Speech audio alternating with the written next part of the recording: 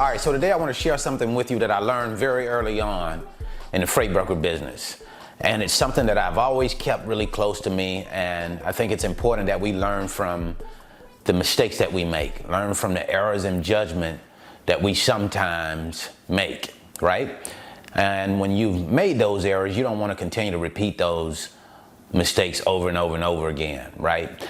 When I first got started in the business, I was working with a new customer that I just started working with, and I wanted to impress the customer.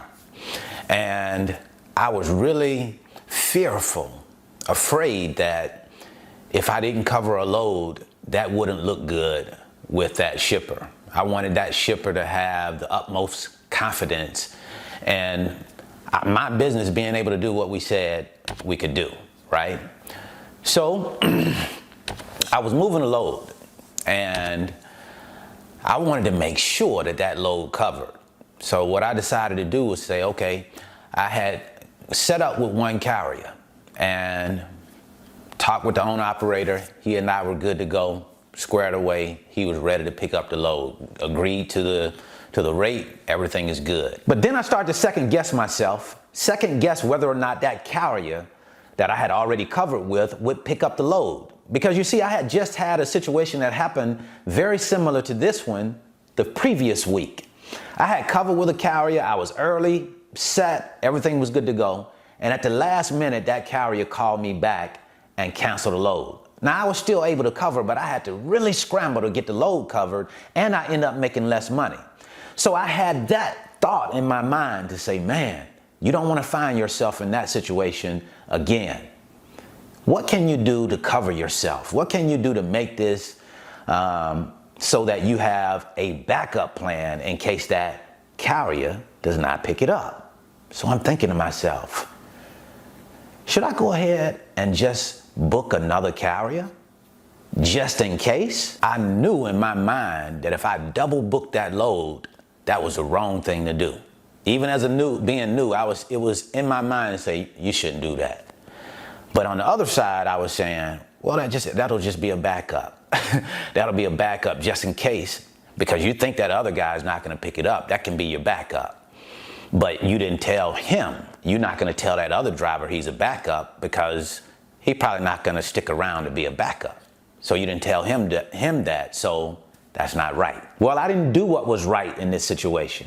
I didn't do what I thought was in the best interest of all parties involved. I was more so focused on what was in my best interest. How can I make sure I covered my own butt?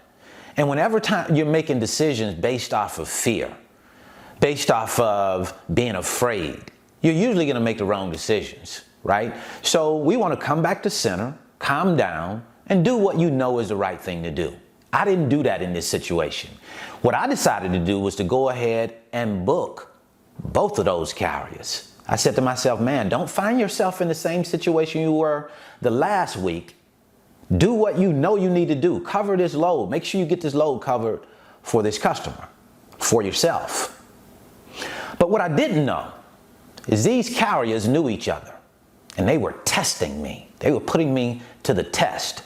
The reason why they decided to test me, I think, now that I think about it, was because the load was still on the load board. I had not taken that load down for whatever reason. Sometimes I'll forget that the load is there, and sometimes you just leave it there because you hadn't taken the time to go ahead and just say, let me clear the load board of loads that have already been covered. So when I left that load there, that carrier said, okay, let me have my buddy call over there and see what's going on with this load. I'm covered for this load already, but let me see what's going on since it's still posted. Well, his buddy called me, and I engaged him, and he said he had a truck available. And I said, you know what, I'm going to go ahead and use this guy as a backup. But I didn't tell him that. So I should not have done that. Well, guess what happened? He told me. He says, okay, we'll go ahead and take the load. I sent him out a rate confirmation. So now I got 2 rate confirmations out on the same load. When I did that, guess what happened? The first carrier called me back, and he said, so you booked that load with another owner operator? And I said, well, just kind of using him as a standby. And he said, no, that's not how it works. You don't book a load with me and then go and book a load, that same load, with someone else. That's not how it works. And he said, and I'm gonna cancel that load with you. I'm not gonna do that load. That was that was my buddy over there. And he said, my buddy is not gonna move the load either. And I understood that. I apologized for what happened, and I made a vow to myself to never do that again, to never put myself in that situation where I'm feeling embarrassed by a decision that I made. And I would also advise you not to double book loads. It's just not good business. It's not in the good business of being a solid freight broker, right? And no excuse is good enough. No excuse about, oh, I was afraid that I wasn't gonna cover, or someone else canceled on me before.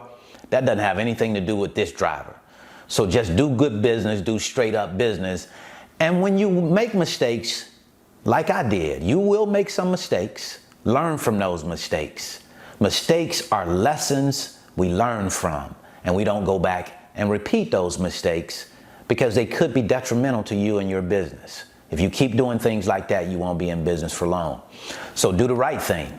Do what you say you're gonna do, not just for the shipper, but for the trucker as well, because without the asset, without that trucker's asset, no load can move from point A to point B. You don't have a service unless you have truck drivers that are committed to doing what they say they will do. That's what your service is based on, the carrier. So make sure you're doing the right thing by yourself, by your business, and also by the people that you work with. So that's what I wanted to share with you today. I hope this information has been helpful. If you're interested in learning about the freight broker business, I'll leave a free link. It's in the description box. It's my 5-video series, and it teaches you about how freight moves. And just in case you're curious, you want a detailed list of what it would cost you to start your own freight broker business, I got you covered there too. I'll leave you a free video right here that shows you all of the costs to start a work from home freight broker business. So until the next time, I'll see you all the way at the top of the mountain, because the bottom is much too crowded.